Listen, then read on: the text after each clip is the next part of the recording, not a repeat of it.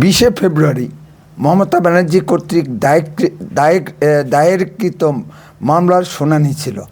গত 14 ফেব্রুয়ারির পর আজকে আবার শুনানি ছিল।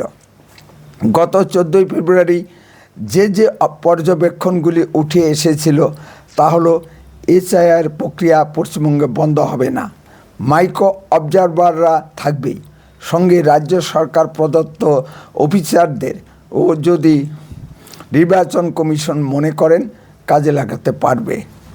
রাজ্য সরকারকে তাদের দেয়া B+ অফিসারদের তালিকা সুপ্রিম কোর্টে জমা দিতে বলেছিল।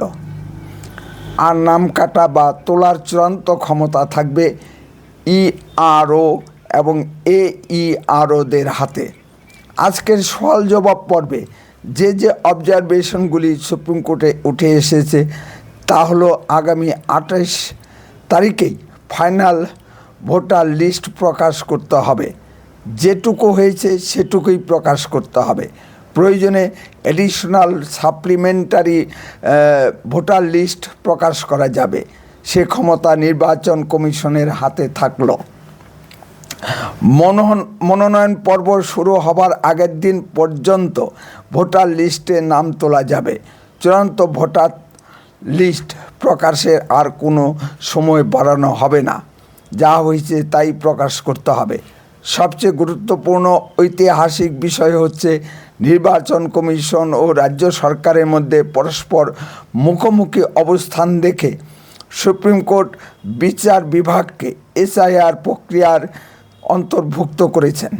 মাননীয় সুপ্রিম কোর্টের প্রধান বিচারপতি সূর্যকান্ত নির্দেশ দিয়েছেন যে মাননীয় কলকাতা হাইকোর্টের প্রধান বিচারপতির নেতৃত্বে একটি উচ্চ ক্ষমতা সম্পন্ন কমিটি সব বিষয় পর্যালোচনা করে দেখবে। সেখানে রাজ্য নির্বাচন কমিশনের লোক, রাজ্য সরকারের লোক এবং পুলিশের DIG পর্যায়ের অফিসারগণ থাকবেন। এরাই সব বিষয় তদারকি করবেন এবং চূড়ান্ত সিদ্ধান্ত নেবেন। এসআইআরের কাজে পশ্চিমবঙ্গে বিচার বিভাগকে যুক্ত করা ভারতের ইতিহাসে একটি অভূতপূর্ব ঘটনা। আরও 12টি রাজ্যে এসআইআর হচ্ছে, সেখানে এ ধরনের ঘটনা ঘটেনি বা এত বিতর্কেরও সৃষ্টি হয়নি। পশ্চিমবঙ্গ একমাত্র রাজ্য এবং মমতা ব্যানার্জি একমাত্র মুখ্যমন্ত্রী যেখানে এত বিতর্ক সৃষ্টি হচ্ছে। তাই মুখ্যমন্ত্রীকে ছুটে আসতে হচ্ছে সুপ্রিম কোর্টে। নির্বাচন কমিশন ও রাজ্য সরকার উভয়ই সাংবিধানিক বডি। নমস্কার, আপনারা শুনছেন উত্তরের কণ্ঠ। উত্তরের কণ্ঠ থেকে আমি প্রভাত বসাক, তুফানগঞ্জ, কোচবিহার। সুধী দর্শক মণ্ডলী, আপনারা আমার ভিডিওটি যেখান থেকেই দেখছেন তাদের সকলের প্রতি প্রীতি ও শুভেচ্ছা রইল। আশা করি ভালো আছেন। চ্যানেলটিকে কমেন্ট, লাইক, শেয়ার ও সাবস্ক্রাইব করে সাপোর্ট করুন এবং সকলের মধ্যে ছড়িয়ে দিন। এবার একটু আলোচনায় আসি। মাননীয় সুপ্রিম কোর্টের প্রধান বিচারপতি বস্তুত 28 ফেব্রুয়ারি চূড়ান্ত ভোটার লিস্ট সেটা আংশিক হলেও প্রকাশের অনুমতি দিয়ে কার্যত পশ্চিমবঙ্গে বিধানসভা ভোটের দামামা বাজিয়ে দিলেন। নির্দিষ্ট সময়ে ভোট হচ্ছে, এ বিষয়ে আর কোনো সংশয় রইল না। আংশিক ভোটার তালিকা প্রকাশের ক্ষেত্রে রাজ্য সরকারের আইনজীবী মিস্টার কপিল সিব্বল প্রচণ্ড আপত্তি তোলেন। তিনি যুক্তি দেন যে এতে রাজ্যে আইন শৃঙ্খলা পরিস্থিতির অবনতি হতে পারে।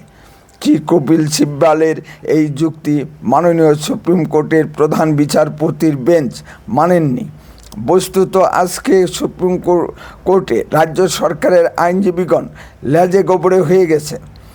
মমতা ব্যানার্জি চেয়েছিলেন একটা বড় অংশের ভোটার লিস্টে নাম তোলা আটকিয়ে দিয়ে এসআইআর প্রক্রিয়াকে ভণ্ডুল করতে।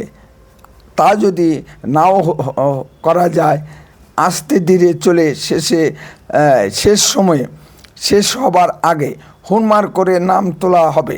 এতে যদি কিছু ভুল ভ্রান্তি হয় বা অবৈধ ভোটারের নাম উঠে যায়, তখন যুক্তি দেওয়া যাবে তাড়াহুড়ার জন্য ভুল হয়ে গেছে, কিছু করার ছিল না। মমতা ব্যানার্জি যত উপায় আছে এসআইআর প্রক্রিয়া ভণ্ডুল করতে তা প্রয়োগ করছেন। এতে করেও তিনি এসআইআর প্রক্রিয়া আটকাতে পারছেন না। সুপ্রিম কোর্ট থেকেও কোনো রায় নিয়ে আসতে পারছেন না। সুপ্রিম কোর্টের সব পর্যবেক্ষণ মমতা ব্যানার্জির বিরুদ্ধে চলে যাচ্ছে। রায় কি হতে পারে তা তো বোঝাই যাচ্ছে। এতদিন মমতা ব্যানার্জির সব দোষ নির্বাচন কমিশনার মিস্টার গণেশ কুমারের ঘাড়ে চাপাতেন। এখন এসআইআর হবে সুপ্রিম কোর্ট ও হাইকোর্টের তত্ত্বাবধানে। এবার কার ঘাড়ে দোষ চাপাবেন? পশ্চিমবঙ্গে হিন্দু বাঙালিরা 65% ভোট দেয়। এবার এই সংখ্যা 90%-এর উপরে নিয়ে যেতে হবে। তা না হলে পশ্চিমবঙ্গে হিন্দু বাঙালিদের কোনো অস্তিত্ব থাকবে না। এবারকার ভোটই হবে হিন্দু বাঙালিদের জন্য শেষ ভোট। পুলিশের ডিআইজিকে সুপ্রিম কোর্টের তরফ থেকে লাস্ট ওয়ার্নিং দেওয়া হয়েছে। এসআইআর নিয়ে আর যাতে কোনো গণ্ডগোল না হয় এবং বিরোধীরা যাতে সভা সমাবেশ করতে পারে তা দেখতে বলা হয়েছে। এই নিয়ে ডিআইজিকে হলফনামা জমা দিতে বলা হয়েছে। যাদের এখনও ভোটার লিস্টে নাম ওঠেনি তারা অবিলম্বে নির্বাচন কমিশন প্রদত্ত 13টি ডকুমেন্টের ভিতর যে কোনো একটি সঠিক ডকুমেন্ট জমা দিয়ে তাড়াতাড়ি নাম তুলুন। কারো প্ররোচনায় পা দেবেন না। ফাইনাল ভোটার লিস্ট প্রকাশিত হলে রাজ্যের আইন শৃঙ্খলা পরিস্থিতির অবনতি হতে পারে বুঝতে পেরেই কেন্দ্রীয় স্বরাষ্ট্র মন্ত্রক আগাম 240 কোম্পানি কেন্দ্রীয় বানিয়ে পাঠিয়ে দিয়েছে।